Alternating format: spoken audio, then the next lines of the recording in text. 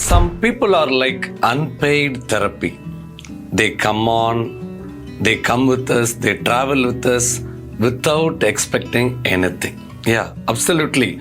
These kind of people are there with you. You have to find them and they always stay with you without any expectation. வாழ்க்கையில் அநேகர் உங்களோட வருவாங்க, ஆனால் ஒரு சிலர் எந்த ஒரு எதிர்பார்ப்புமே இல்லாமல் உங்களோட பழகுவாங்க.